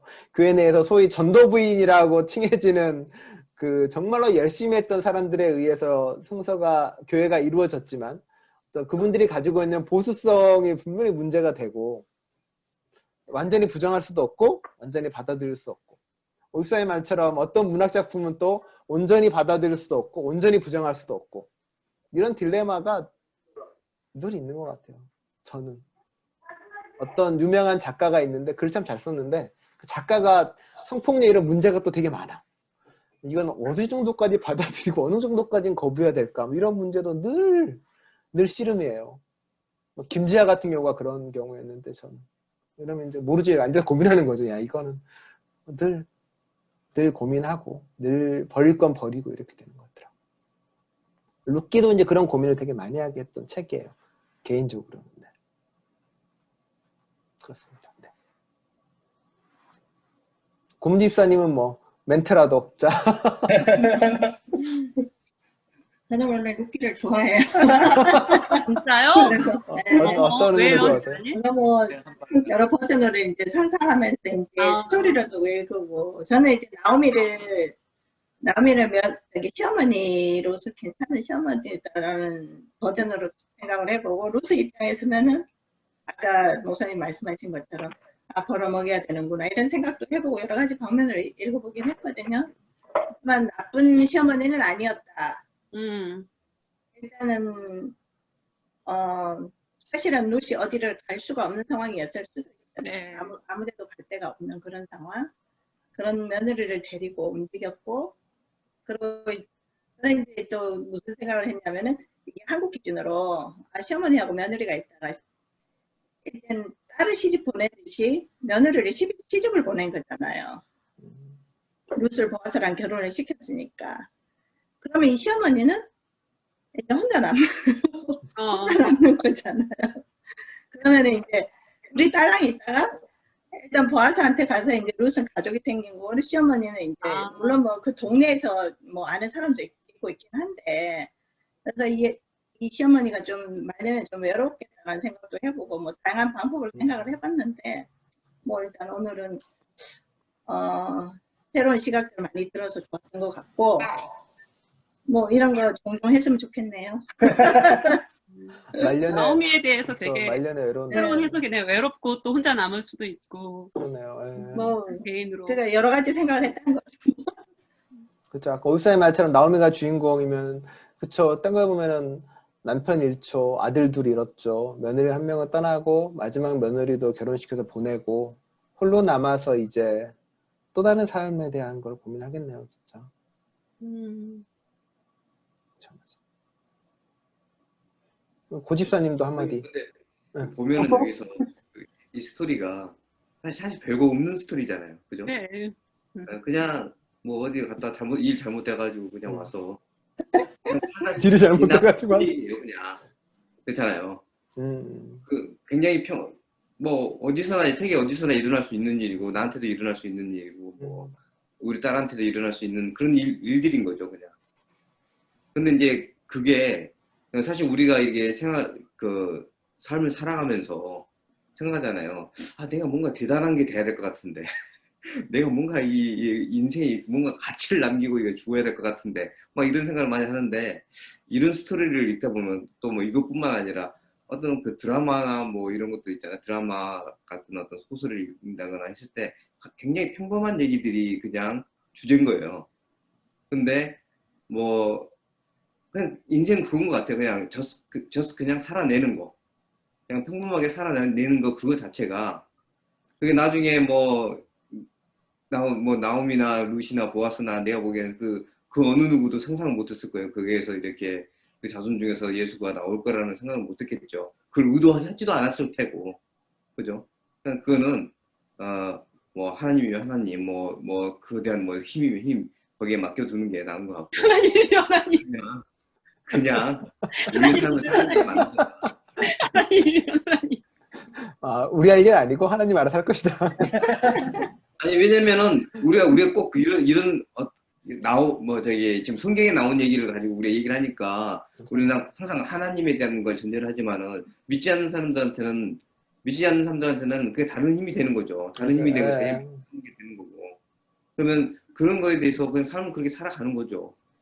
그게 우리 때 이루어지지도 않는 거고, 그러니까 누가 와서 이런 거 하면은 이거 당신이 크게 될 거다, 좋게 될 거다 하는 말 믿지 말라는 거죠. 그냥 인생 아무것도 없으니까 그냥 살아가는 거예요. 그냥 살아가면은 그게 나중에 어떻게 되는 건 내 상관이 아니지. 난 모르니까 이제. 그죠? 그게 이제 나오미의 신앙이라고 누가 얘기하더라고요. 순응하는 신앙이라 그러는데 그 순응이 이렇게 굴복하는 신앙이 아니라 받아들이고 앞으로 가는 신앙이라 그러더라고 나오미를.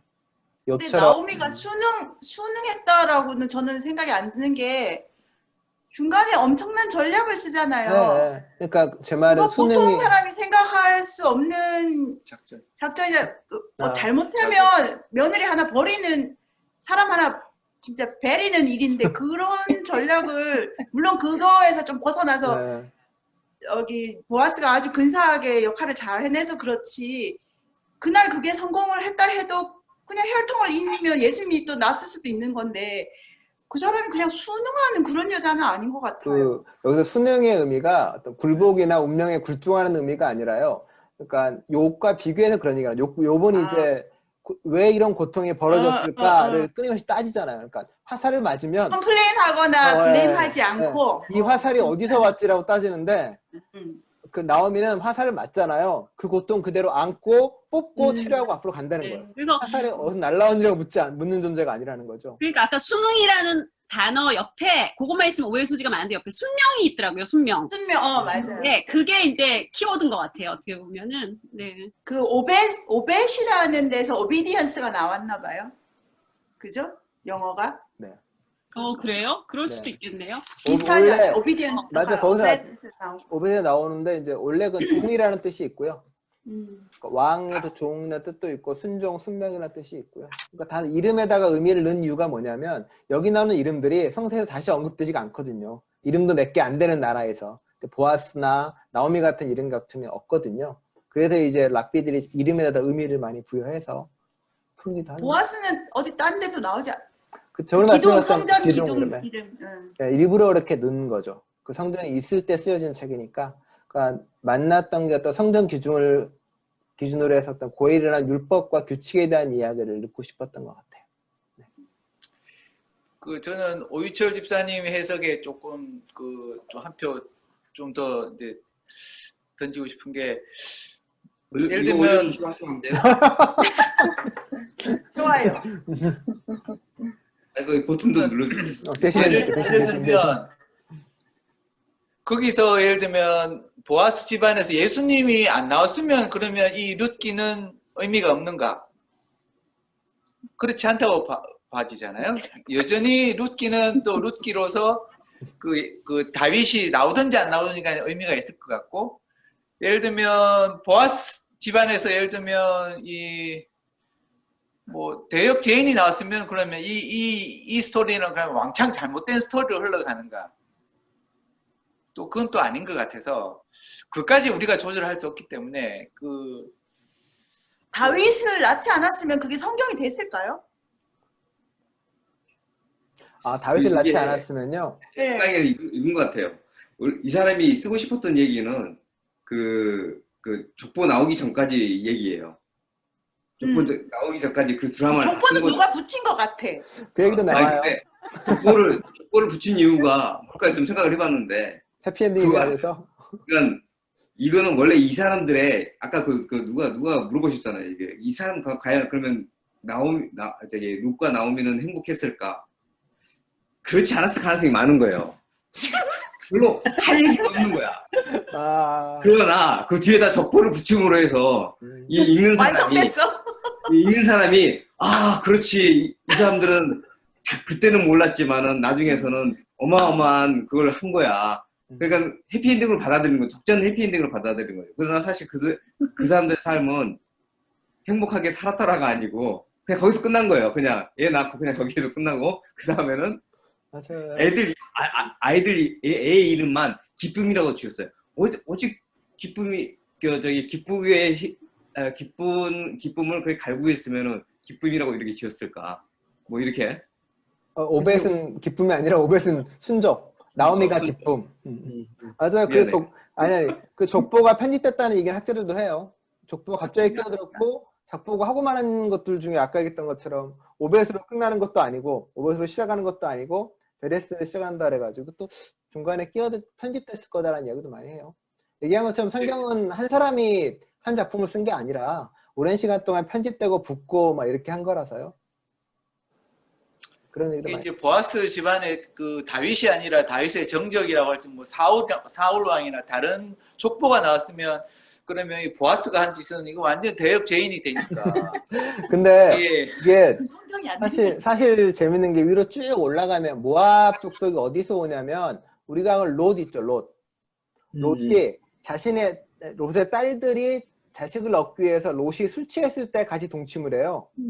그 다음에 나온 족속이 모압 족속인 거예요. 그래서 부정한 족속이네라고 사람들이 생각했단 말이에요. 근데 결국은 그 족속들이 고대로 이어져 와서 오히려 아까 얘기했던 것처럼 이스라엘 족속의 다윗 왕을 잇게 하는 걸로 계보가 들어오는 거예요. 그러니까 성서에는 보면 이렇게 갈라졌는데 흩어지게 싸우던 사람들이 결국에는 다시 모아서 누군가를 서로를 구원하는 역할을 하게 만들어요.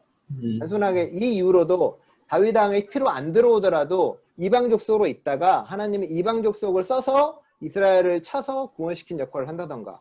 그러니까 결국은 하나님을 믿든 안 믿든 간에 모두가 하나님 안에 있는 사람들이고 모두가 그 안에서 서로가 서로를 살리는 역할들을 하고 있다라고 성서는 보여주고 싶은 것 같아요. 네가 미워하는 그 사람이 네가 싫어하는 그 사람이 사실은 너의 동족이야 라고 이야기해주고 동시에 그 사람이 너희를 구원할 거라고 이야기를 하니까 읽는 사람이 힘들죠. 읽는 사람이 내가 미워하는 사람이 나쁜 놈이어야 되는데 내가 미워하는 사람이 알고 보니 나쁜 놈이 아닌 거예요. 그렇게 자꾸 성서는 이야기해 주는 거니까 불편하게 만드는 거래 자꾸. 왜냐하면 내가 미워하는 사람이 나쁜 놈이 아니게 되면은 결국은 내가 나쁜 놈이잖아요. 저렇게 착한 사람을 미워하는 내가 나쁜 놈이라고 이야기해 주는 거니까 읽는 사람으로 하여금 정말 불편하게 만들죠. 여러 가지로. 너무 흑백 논리 아니에요? 네? 그렇죠. 근데 논리 아니에요? 성서는 그 흑백놀이를 이제 부수고 싶어 하는 거예요. 그래서 당신이 좋은 사람이면 난 나쁜 사람이면 내가 좋은 사람이면 당신 나쁜 사람이. 약간 그런 느낌을 준다는 거죠. 뭐 굳이 그러겠습니까? 그런 이제 다 나쁜 거 아니야?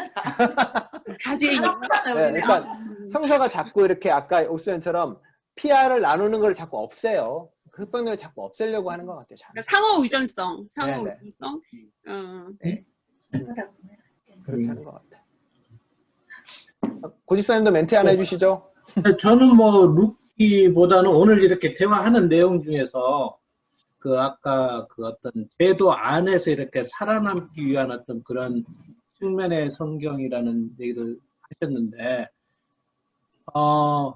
저는 지금까지 성경이라고 그러면은 뭔가 기존에 있는 어떤 사회나 정치적인 제도를 이렇게 깨고 나가면서 이렇게 깨고 나가면서 그러니까 하나님이 어떤 정치나 사회적인 제도를 깨고 나가라는 어떤 그런 측면에서만 성경을 생각을 많이 했거든요. 네. 네, 근데 그 얘기를 들으니까 그냥 우리 이렇게 사는 그 제도 안에서 최선의 삶을 다하는 어떤 그런 어떤 것도 하나님의 뜻이 있는 거 아니냐라는 생각을 하면서 조금 어떤 다른, 그러니까 사회 제도를 벗어나느냐, 내지는 뚫고 나가느냐, 아니면 사회 제도 안에서 우리가 어떻게 하나님 뜻대로 살아가 보느냐, 그런 것이 조금 이렇게 다를 수도 있겠다는 생각을 그냥 오늘 해봤네요. 네. 그 그래요. 신학적인 흐름으로 보면 사회 제도를 뚫고 완전히 우리가 해방시켜서 혁명을 일으켜서 만들어 가자라는 게 민중신학적인 흐름이었다고 하면 방금 집사님이 방금 말씀하신 그 흐름은 조금 더 탈식민적인 신학의 흐름이에요. 내가 또 너무 그런 흐름이에요. 그 안에서 아까 말씀하신 서로가 서로 도우면서 권력이 있는 사람은 권력을 좀 그걸 잘 이용하면서 낮은 사람들은 그 권력을 타고 생존을 좀 휴먼 디그니티를 회복하면서 같이 가는 그러한 담론 자체가 신학적으로 사실 굉장히 많이 흐름으로 왔거든요. 왜냐하면 깨부시고 가는 게 사실은 안 됐잖아요. 깨부시고 가면 권력 있는 사람들은 다 악인이고 낮은 사람들은 다 선한 것처럼 되는데 그렇지 않잖아요. 그러니까 집사님 말씀하신 게 사실은 굉장히 중요한 키고 많은 사람들이 붙들고 그럼 그 안에서 우리가 어떻게 권력 구조 안에서 하지만 권력에 야합하지 않고 함께 권력자들과 함께 갈 수 있을까라는 게 굉장한 화두거든요. 사실 저도 많이 생각하는 거고. 이제 서로 간의 흑인 신학도 아까 제임스 쿤이 읽었지만 흑인들이 자신의 해방을 이야기하면서 어떻게 백인들이 남겨준 증오를 자신들로 체화하지 않을까에 대한 고민을 많이 해요. 그러니까 백인들을 증오하지 않으면서 해방을 이야기할 수 있고 백인들을 증오하지만 않으면서 자유를 이야기할 수 있는 것. 거기에 관련돼서 되게 씨름을 많이 하거든요. 그러니까 그래서 이게 제도 안에서의 싸움이란 결국 구조를 깨자, 구조를 유지하자의 그런 문제가 아니라 어떤 그런 관계성의 문제를 넘어서기 위한 노력이에요. 피아를 구분해내고 적과 나를 나누면서 하나가 죽어야 하나가 사는 것들이 아니라 서로가 살림으로 나아갈 수 있는, 서로가 구원으로 나아갈 수 있는 길에 대한 고민들, 그런 고민들을 계속 해나가는 거죠.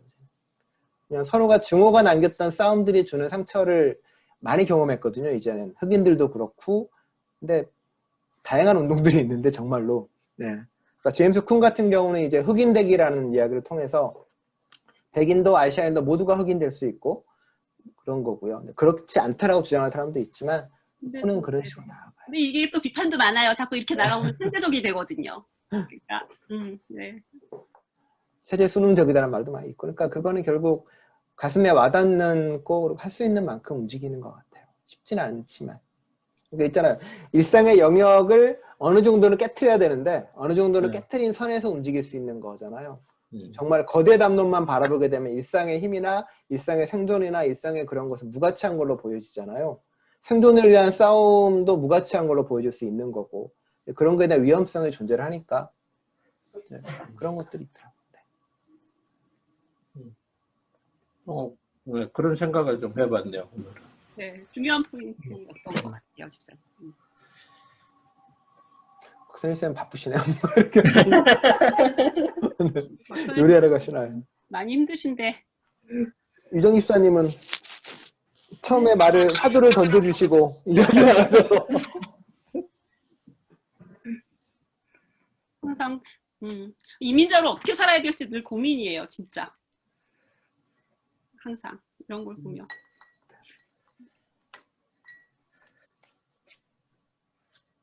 유정 쌤 뭔가 멘트를 처음에 저요? 던졌는데. 아니 근데 잘 저는 사실 그렇게 그 룻기를 그렇게 열심히 예전에 뭐 읽어보거나 룻기뿐만이 아니죠. 다른 걸 많이 이렇게 열심히 읽은 적이 없지만 근데 근데 가끔 보면은 실제로 이 성서가 쓰여진 시기에 기자가 어떤 생각을 하고 썼는지 잘 모르겠어요. 저는 모르겠는데 저는 그래서 근데 그게 읽으면서 계속 이렇게 다르게 오는 부분들이 항상 있잖아요. 그렇기 때문에 실제로 가끔 가다가 지금 보면은 이렇게 룻기가 그 아까도 다른 분들이 얘기하셨듯이 이게 그 누구의 시점으로 보느냐에 따라서 굉장히 다른 이야기가 될 수도 있고 각각 다른 지점에서 은혜를 받는 포인트들이 굉장히 다를 수 있다는 생각을 많이 하는데 그렇기 때문에 사실 저는 그 성서가 쓰여진 시점에서 어떻게 보면 보지 못했던 그 많은 것들 어떻게 보면 성서가 쓰여질 때는 주고자 하는 그 성서가 그 룻기를 거기에 넣었을 때에 대한 어떤 이유가 지금 우리가 오늘 얘기한 거까지의 그런 다양한 관점들이 아니라 어떻게 보면 더 어떤 좁은 하나의 목적을 가지고 쓰여졌을 수도 있지 않을까라는 생각을 저는 하거든요. 그런데 실제로의 이렇게 쓰면서 그러니까 누가 이렇게 쓰면서도 내가 쓰고자 했던 의도는 이것을 읽었었지만 실제로 내가 쓴 이야기들 안에 내가 미처 발견하지 못한 어떤 그러니까 그런 것들이 내가 쓰고 싶은 그런 부분이 굉장히 크다는 생각이 들어요. 무슨 말인지 제가 좀 헷갈리게 하고 있죠. 근데 실제로 거기는 어떻게 보면 다윗왕을 나오게 한 그 어떤 족보로서의 그런 개념이라던가 아니면은 그 룻이 그 어떤 룻의 어떤 이방인으로서의 룻에 대한 관점을 더 맞춘 것보다 어떻게 보면 나오미에 대한 관점을 맞춘 걸 수도 있고 아니면 단순히 정말 다윗왕이 나오게 된 이 계보라는 그때 어떻게 보면 좁은 의미를 가지고 전 썼을 수도 있다고 생각을 해요. 하지만 실제로 일어났던 일들 그때 이제 일어났던 일들 자체가 쓰지도 실제로 모든 것들이 어떻게 보면 우리가 알고 있고 지금 깨닫고 있는 것보다 훨씬 큰 틀에서 어떤 뭐 하나님의 은혜일 수도 있고 이런 것들이 작용하고 있는데 정말 힘쓰고 애써서 그걸 보지 않으면 보이지 않는 것들이 굉장히 많다는 생각이 들고 성경의 여러 부분에서도 그러니까 그렇기 때문에 저는 열심히 읽지 않았지만 예전에 어떤 성경을 볼 때랑 또 나중에 가서 또 뭐 목사님들의 설교나 이런 거를 통해서 새로 깨달음을 얻어서 다시 보게 되는 부분도 있고 또 어떤 다른 사회가 계속 변하고 지금 다른 여러 가지 사회의 흐름이나 이런 것들 때문에 그런 것들에 영향을 받아서 성서를 다시 보게 될 때 예전에 발견하지 못했던 부분이 발견을 하게 되는 부분들이 굉장히 저는 그 부분이 훨씬 굉장히 저는 소중하다고 생각이 들어요. 그래서 저는 더 다양하고 어떻게 보면 황당하다고 생각되는 관점들 아니면 그건 너무나 미시적이어서 어떤 성경을 볼 때 크게 봐야 될 줄기라고 생각되어지지 않는 부분을 오히려 파고들 때 그거 다시 한번 볼 때 얻게 되는 뭐라 그러죠? 그 부분에서 발견되는 어떤 영성이라고 표현을 했을지 모르겠지만 그 부분이 저는 굉장히 중요하고 그렇다는 생각이 그냥 들었어요. 네. 그러니까 오늘 그 주보 가장 아름다운 노래는 아직 불러지지 않았다. 이게 딱 생각이 나네요. 계속 아름다운 노래가 불러져야 하는. 정확한 해석 아직 나오지 않았다.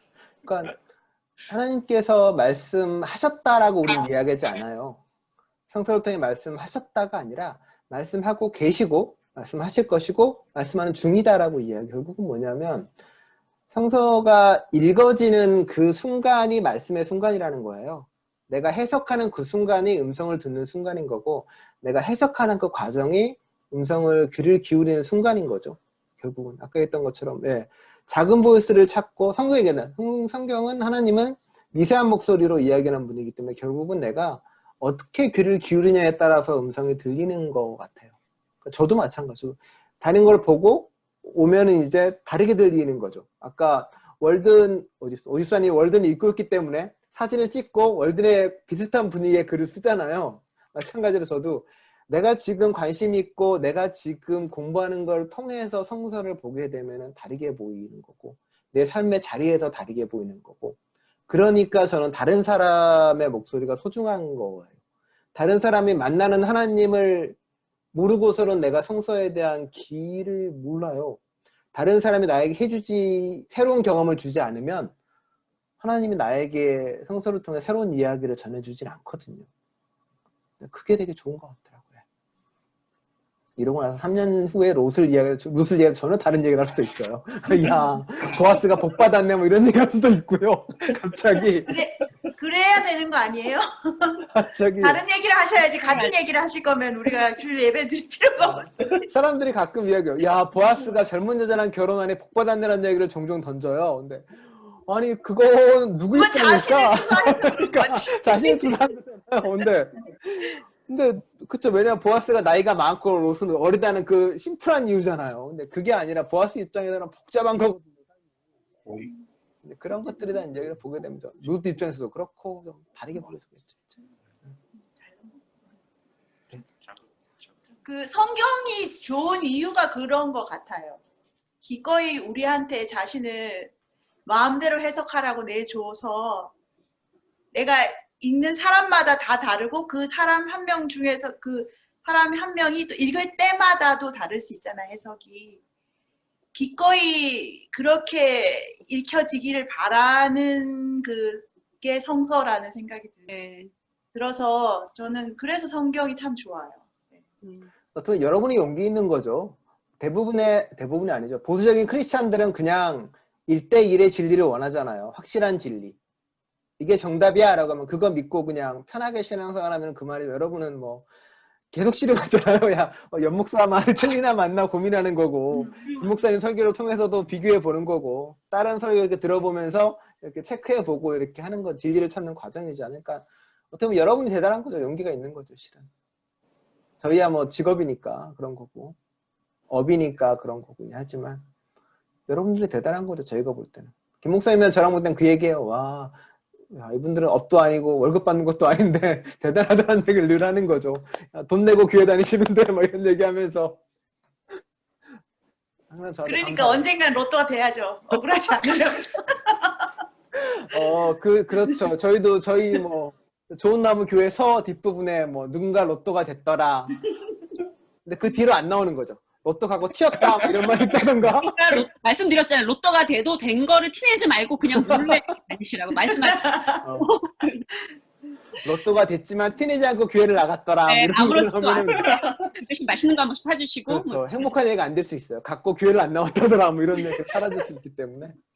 그래서 맞아. 성서는 오묘한 것 같아요. 진리가 진리되게 할 수 있는 힘이 있는 것 같아요. 그래요. 다음 주에는 이제 뭐 또 독서 모임으로 즐거운 이야기를 이어갈 수 있겠죠, 월든. 다른 판본이 필요한 분은 또 보내드릴 수도 있고요. 많이 읽으셨나요, 다들 근데 잘? 오리사님 다 읽으셨겠고 이제. 예. 읽고 체화해서 본인의 글로 녹여내기는 중이시고. 아니 뭐 그건 안 하고 이제 썰을 풀어야지. 아니 월든에 나오는 새들 사진은 다 모아놨을 거 아니에요, 쳐다보면서. 아니 뭐 여기 찾아보려고 했는데 너무 헷갈리더라고요. 그 콩코드하고 저기 왈든하고 찾아봤는데 여기가 여긴가 저기가 저긴가 그래서 나중에 보니까 지도가 또 나오더라고요. 그래서 네, 뒤에. 월드 노수 있던데 찾아보니까. 네, 금방 나오던데요? 나와요? 구글 맵에서 찾아보니 나오던데 잘. 나와요. 저기 어디야 저기 노수영 위에 말고 거기 어디지? 여기 마캄에 있는 또 월든 그런 거 찾는 거 아니에요? 아니에요. 그냥 매사추세츠에 놓고 야, 나 여기 한번 가봐야지. 그러고 있었는데. 있는데 아니 네가 좋아하는 캘리포니아. 그렇답니다. 네. 곽지수님 어떠셨어요? 뭐 여러 가지 신나할 텐데 뭐 계속 이제 같이 듣고 네, 이야기 말씀 잘 나누시고. 들었어요. 제가 지금 우리 아들 노트북을 하는데 뭐를 잘못 건드려서 아무것도 안 보여요. 안 보여요? 저는 보여요? 네. 네, 우리는 잘 보이는데. 근데 얘 그냥 아무것도 안 보여요. 아무것도 안 보인다는 게 뭐예요? 원래 그냥 컴퓨터 화면만 보인다는 거예요? 예. 음성만 들리는 거죠. 소리만 들리는 소리만 거. 들려요. 점 같은 조그만 박스도 안 보여요? 쬐끄만 박스 같은 거? 장로님 이제 오셨네. 조그만 네. 박스? 네, 뭐 점 같은 쬐끄만 박스 지금 숨겨져 있는 것 같거든요, 화면이. 네. 그런 거 같아요. 지금 뭐가 하나 떴는데? 그걸 네. 눌러보세요. 클릭. 점 같은 거요? 네. 뭐든지 보이는 거 뭐 박스 같은 거 한번 눌러보세요. 지금 글쎄 숨겨져 여러 가지 유정 씨 졸리십니다. 끝내야 되겠는데요. 여러 가지 해봤는데 안 그래도 돼. 이정 집사님 아까 말씀하실 때 은혜가 2번 나온 은혜, 네, 하나님 은혜라는 단어가 여러 번 나왔어요. 집사님 말씀에. 네. 그 하나님 은혜. 저 되게 좋아하는 말이에요, 사실은. 근데 그게 되게 좀 오용됐잖아요, 한국에서 많이. 잘 쓰기가 좀 그런데 되게 좋은 말이잖아요. 그러니까 그 아까 말씀하시니까 너무 좋은 거 있죠. 집사님 말씀하시니까. 그러니까 이런 식으로 부지불식간에 그런 거예요. 말하는 사람은 모른다니까요. 아니 집사님이 오용되지 않은 개념으로 말씀하신 걸 아니까 좋더라고요. 그 얘기를 들으니까. 장로님은 어디 멀리 갔다 오셨나요? 아니면은 틀어놓고 이제 생활했어. 팟캐스트 예. 잘 지내세요? 별일 없고 그냥 얘기만 들어도 기분이 좋구만. 맞아요. 그러게요. 다들 뭐 여러 가지 자기들 본인들 사정도 있으시고 복잡할 텐데 네 고생 많이 하셨습니다. 네. 다음 주에 뭐 또 네, 김우진 집사님 하실 말씀 있으신 것 같아요. 손 들으셨어요. 저 손드는 버튼을 켜놓으시고 아직 안 끄셨어요. 아, 이걸 꺼야 되는 거예요? 나 몰라 이거 어떻게 하는지 한번 해봤는데 따봉이 안 나오고 이게 나왔네. 따봉하고 싶은데. 그건 다른 거예요. 아, 몰라요. 제가 몰라서. 찾아보세요. 야, 제가 예배 시작할 때랑 끝낼 때 머리 스타일이 달라지는군요. 머리 너무 심하죠. 너무 심해요. 머리가 너무 심하다. 너무 심해요. 네네. 뽀글뽀글 다시 해야죠.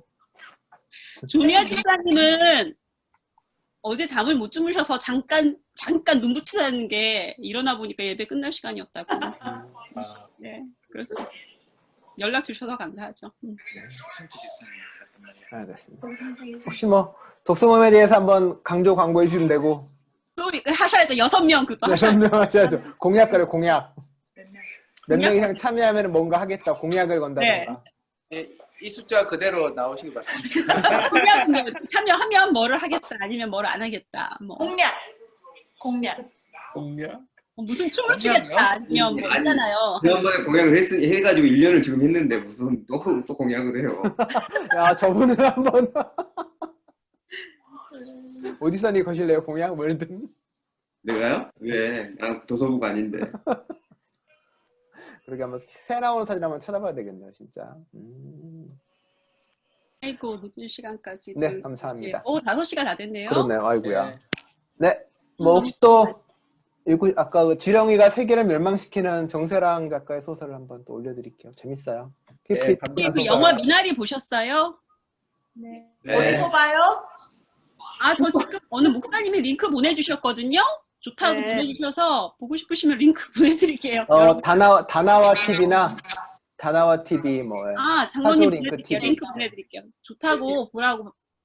네, 미나리. 네. 이민자의 삶을 얘기한 거니까 다 보죠. 그럼 장로님 이메일로 보내드릴게요. 예. 네. 미나리. 네, 알겠습니다. 니키마야 하죠? 너무 길어. 네. 많이. 다 피곤해하시는 것 같으니 자, 맛있는 거 드시고 먹겠습니다. 한번 찍을게. 하나, 둘, 셋. 하나, 둘, 셋. 네. 감사합니다. 수고하셨어요. 네, 수고하셨습니다. 네.